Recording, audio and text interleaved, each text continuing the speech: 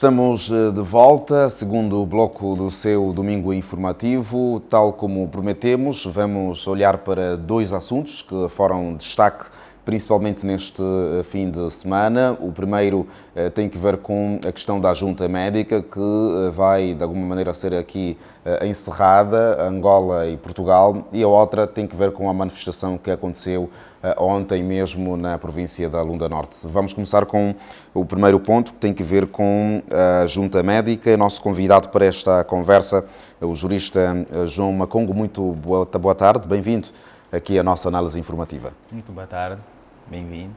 Boa tarde, Manuel, o Sr. Luís. Muito boa tarde aos telespectadores, Angola e Moçambique. Vamos olhar para este assunto da junta médica. Vai ser encerrada já no mês de fevereiro. A dívida está a ser liquidada de forma fraseada. Fez menção à Ministra da Saúde, Silvia Paula Lutucuta.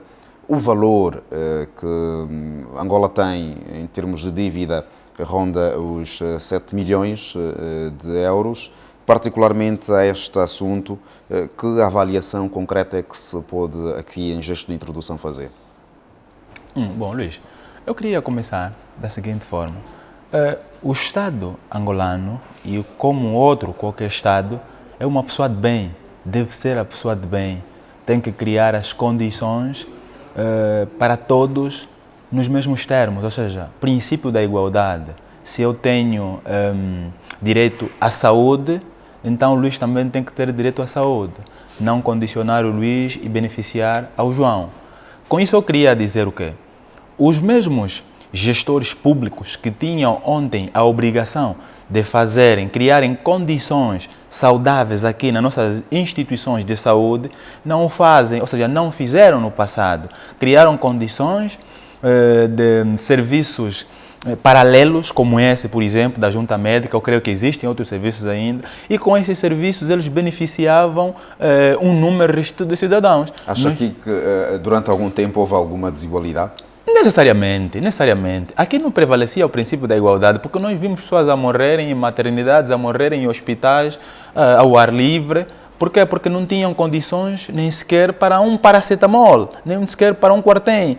Quando o familiar de alguns destes nossos concidadãos tem facilidades até de aproveitar essa junta médica, porque você vai lá fazendo um cadastro de quem está lá em Portugal na junta médica, necessariamente vai-se a perceber que a maior parte, ou seja, tem familiares que conseguiu colocar naquela situação, se conseguiu colocar em Portugal. E muitos desses aproveitavam a junta médica para irem gozar de boa vida. Estavam com uma simples enfermidade que aqui localmente poderia se tratar, mas em função dessa benefício saíam e iam lá para curtir. E muitos desses estão curados, supostamente estão curados, e não querem voltar, porque aproveitaram dos valores do Estado, conseguiram constituir um patrimônio e hoje vivem em favor, e nós aqui continuamos sempre a padecer por falta de um paracetamol. Aqui que mensagem naturalmente é que se pode passar quando um governo tem esta parceria de junta médica? Acha que é por uma questão de não termos as infraestruturas hospitalares adequadas para o tratamento de determinadas patologias? Ou seja, o meu pai sempre contou uma história. Se tens uma lata de leite vazia, colocada no teu cesto, na tua estante, se ela permanecer aí, necessariamente tu não vais comprar uma lata cheia. Então há uma necessidade. Enquanto nós existirmos com esses serviços particulares ou excepcionais da junta médica, o Estado angolano não vai criar condições internas para a resolução dos problemas da saúde pública que todos nós padecemos. Então há uma necessidade do Estado angolano se desvincular a esse serviço, já deveria se desvincular a esse serviço, para que juntos aqui encontremos soluções para criarmos infraestruturas que possam dar respostas às nossas solicitações, às nossas necessidades. Então, quando tens você apostas mais num colégio, vais dando condições, ou vais fiscalizando mais um colégio, é claro que o Estado não está disposto para criar instituições públicas do ensino.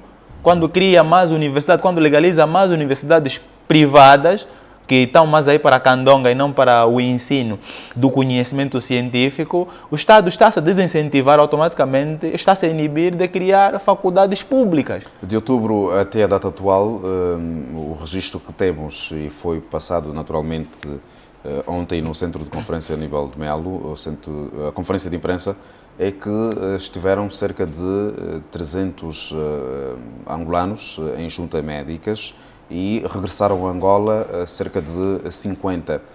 Alguns não querem voltar para Angola. Por que motivos está-se a averiguar? Aqui a questão direcionada. Acha que é por questões de melhoria de vida, condições sociais? Necessariamente, com estes valores, isso que eu acabei de dizer, vou voltar a reiterar, muita gente não foi com a junta médica para ir se tratar. Aquilo foi uma forma de extorquir o próprio Estado. Muitos desses foram ali quando nem estavam doentes. E desse valor que o Estado ia pagando, eles recebiam e construíram um patrimônio. Agora estão a se ver em melhores condições. É claro que eu fui lá e alguém estava a me pagar de forma gratuita e eu tenho melhores condições para viver aqui e continuo. Está na Europa. Fazer o quê? O Estado angolano que está a perder. Então, a medida mais acertada... Fala exatamente em perda. Em média anual foram gastos a cada paciente 5 milhões de kwanzas. Exatamente, o equivalente a 5 milhões de kwanza para um indivíduo. Quando nós aqui estamos a receber, eu acho que durante 3 meses, 8.500 kwanzas. Quer dizer, tu vais ao estrangeiro, necessariamente com melhores condições, e te dão 5 milhões de kwanza anual, e eu estou aqui a ajudar a alavancar a economia nacional e recebo 8.500 kwanza. Olha a tamanha desigualdade. Então, uma necessidade, é uma medida mais do que acertada. Chegou no momento mais do que acertada. E o governo demarca-se claramente para qualquer cidadão que estiver ou permanecer em Portugal, em conta própria. Eles também não vão se arrepender, porque já conseguiram colher o suficiente. Muitos destes estão lá mais de 5 anos, mais de 3 anos na junta médica. E continuaram a receber, são durante 5 anos. Se tu ficares lá durante 3 anos a receber 5 milhões, 3 anos, estamos a falar de 15 milhões de kwanza. 15 milhões é muito dinheiro. Dá para abrir um empreendimento. Você é um empreendedor. João Macongo, vamos olhar para o segundo ponto, porque o tempo não perdoa. Okay. O movimento protetorado da Lunda Chokwe, que luta pela autonomia, digamos, da região das Lundas, no leste-norte de Angola, tinha agendado para este sábado uma manifestação, mas os dirigentes queixam-se de serem, digamos, alvos de perseguições e denunciaram várias detenções nos últimos dias. A informação que temos até o momento, a polícia fala em 4 mortes em ato de rebelião de um grupo ligado ao protetorado da Lunda Chokwe, e o movimento traz aqui um outro parecer que são 15. Há aqui alguma distorção de dados. Primeiro, um gesto de introdução, qual é o seu parecer quanto a esta manifestação? Bom, a manifestação é um direito fundamental que está previsto nos termos da Constituição, do artigo 47 da Constituição, de todo indivíduo que sinta que o seu direito não está a ser respeitado, que sinta que está a exigir um direito seu, cumprindo com as suas obrigações, mas esse direito não está a ser atendido, ele tem o direito de se manifestar, com aviso prévio, claro, não carecendo aqui de autorização, com aviso prévio, ele pode se manifestar. Agora, nós também temos que entender, numa primeira fase, a nota introdutória, temos que entender que estamos a viver um momento excepcional. E a Assembleia Nacional, por conta da Lei da Requisição Civil, falava concretamente a Lei 33/20, de 17 de agosto, que dá poderes ao Estado para restringir de forma excepcional certos direitos, em benefício do direito supremo, que é o bem-vida. O Estado tem a necessidade de preservar este bem. Neste quesito, o Estado viu-se obrigado, por conta da pandemia, a restringir estes direitos, esses exercícios. É claro que de forma temporária, depois da situação do Estado, da situação de calamidade passar, vamos gozar de todos os outros direitos que nós temos, direito à manifestação e por aí fora. Mas esses indivíduos entenderam que mesmo assim ainda poderiam reivindicar deste direito de manifestação. Aqui estaríamos a falar da hierarquia das normas. Temos aqui um decreto executivo que me proíbe quando eu tenho uma Constituição que me autoriza. Podemos analisar neste sentido. Tem essa autorização. Comunicaram aos órgãos. Não sei qual foi a resposta dos órgãos. Se eles tomaram conhecimento e garantiram que poderiam fazer acompanhamento da manifestação. Eu também não estou a ver a manifestação acontecer às 4 horas, conforme está aí. Não sei também, as notas desse manifestante também não está clara, nem a nota da polícia. A nota da polícia dá conta de que a manifestação começaria às 4 horas. Mas no momento em que os manifestantes ou o movimento naturalmente fez chegar um documento ao governo local e também à polícia, já começaram, houveram aí naturalmente algumas detenções. Pelo menos este é o registro que conseguimos ter na altura em que estas pessoas levaram a documentação, a polícia começou já a fazer a detenção.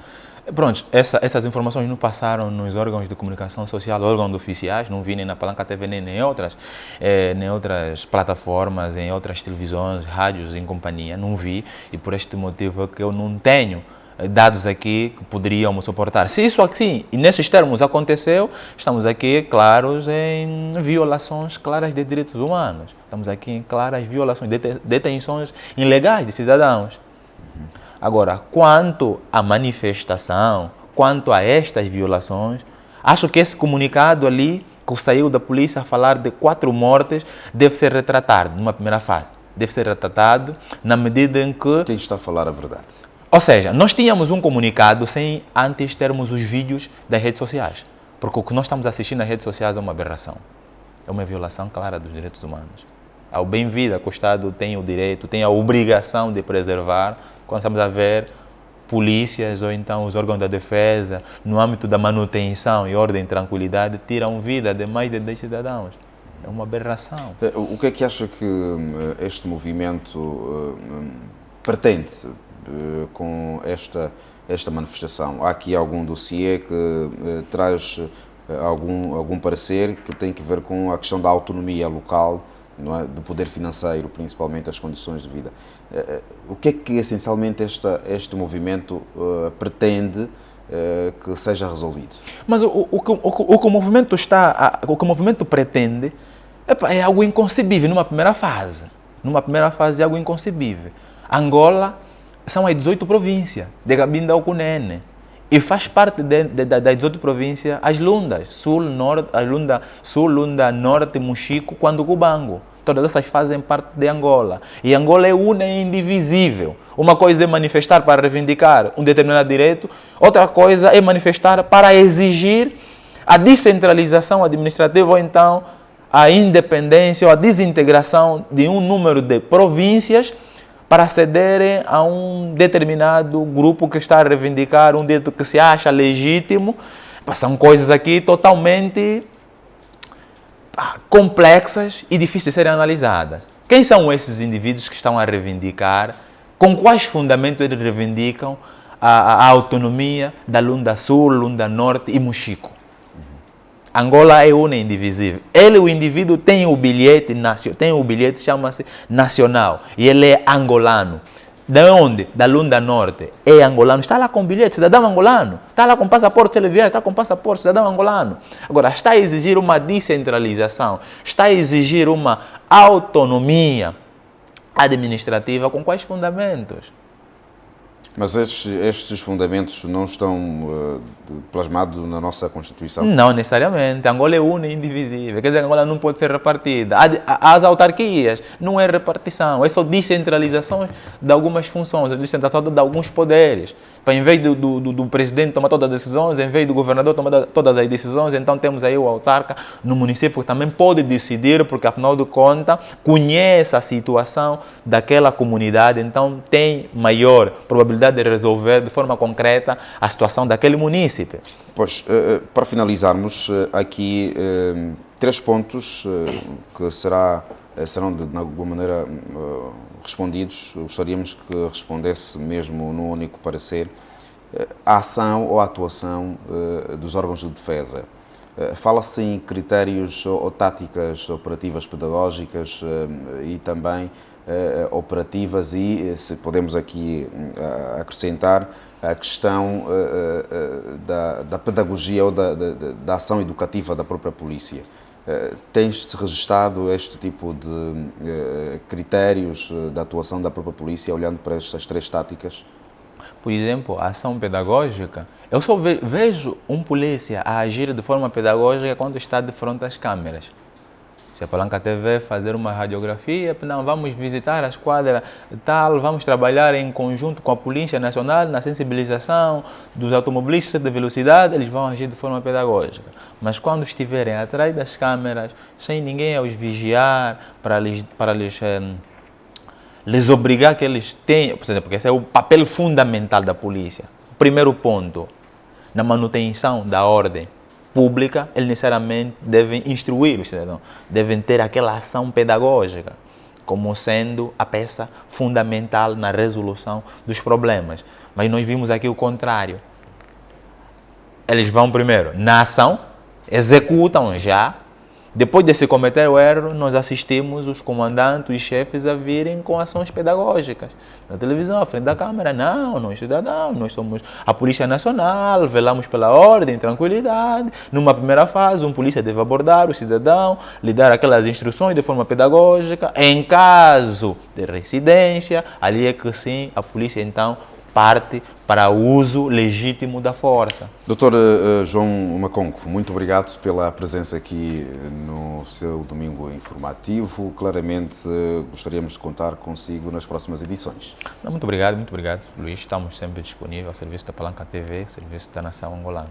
Certo. E ao nosso telespectador, já sabe que nós seguimos agora com outras notas, olhando claramente para o desporto. Saiba que neste dia ainda temos partidas desportivas. Hoje, particularmente, depois de 6 jornadas sem jogar em casa por falta de campo desportivo na Huila, volta a jogar hoje em casa, neste caso no estádio do Ferrovia, diante do Recreativo do Libolo, para a 7ª jornada do Girabola.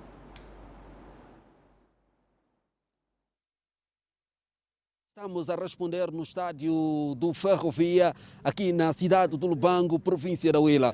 Hoje, finalmente, 7ª jornada do Girabola 2020-2021 entra em ação e o estádio do Ferrovia reabre as portas depois de muito tempo. Quero mesmo dizer que a relva deste estádio estava em péssimas condições há 2 semanas atrás e hoje já há outra imagem que mostra mesmo as imagens do Bem-vindo Dallas sobre a qualidade da relva do estádio do Ferrovia. Também queremos passar esta informação, marca também destaque neste regresso aos jogos na cidade do Lubango, o regresso aos adeptos e amantes do desporto, que também vão acompanhar depois de muito tempo sem presenciar uma partida de futebol pessoalmente. Mas vamos, já que disse, estamos aqui porque hoje acontece o jogo entre o Desportivo da Huila e o Recreativo do Libolo. Para mais dado, vamos falar com o responsável de comunicação do CDH para saber sobre a organização deste mesmo jogo. Muito boa tarde, Manuel Machado. Como é que está as condições face a este desafio? Bom, as condições estão totalmente criadas, desde os aspectos de biossegurança, a limitação nas bancadas, tendo em conta o distanciamento que se impõe no atual momento que estamos a viver. A massa associativa já foram apelados para que viessem, aquele que adquiriu o bilhete, que viessem munido da sua máscara e também, se tiver o álcool gel do bolso, poderão trazê-lo, mas aqui vão encontrar essas condições, água corrente para lavarem as mãos e também o álcool gel para a sua higienização. Quantos bilhetes estão disponíveis? Em função do decreto e em função da capacidade instalada do estádio, vão ser comercializados 1000 bilhetes. Doutor, é uma alegria ver o Desportivo voltar a jogar em casa. De facto é uma alegria e uma alegria também com pouco público, mas é sempre salutar, porque o desporto é emoção, o desporto é paixão, é esta envolvência do adepto a torcerem pelo clube, e isto motiva, galvaniza também os adeptos, os atletas, e também os árbitros sentem-se vaidosos quando escutam aquela vibração no recinto desportivo. Que palavra deve ficar para os amantes do desporto? As palavras que deixamos é aqueles que ocorrem para o estádio hoje devem pautar por uma conduta de fair play, obedecendo as medidas de biossegurança, aquilo que nos tem sido aconselhado pelo Ministério da Saúde, não trazerem materiais contundentes no recinto desportivo e aceitarem os resultados que aqui sair desse jogo. Obrigado, diretor, e uma ótima tarde. Obrigado, igualmente. Manel Machado, da área de comunicação e imagem do Desportivo da Huila, a explicar tudo em torno deste desafio. Quero mesmo lembrar que dentro de instante a cidade de Lubango ou São Pedro vai já abrindo as torneiras e possivelmente pode haver uma tarde de chuva, mas mesmo assim tudo não vai impedir com que a bola volte a girar aqui no estádio do Ferroviário. Receba o abraço do Bem-vindo Dallas e o Cândido Samuquep. Voltamos à redação central da Palanca TV. As notícias que inflamam paixões e movimentam multidões têm espaço aqui no canal que está no coração dos angolanos. O compromisso de mantê-lo informado continua. Por hoje é tudo. Já sabe que seja sempre do bem. Leia um livro e seja feliz. Boa tarde.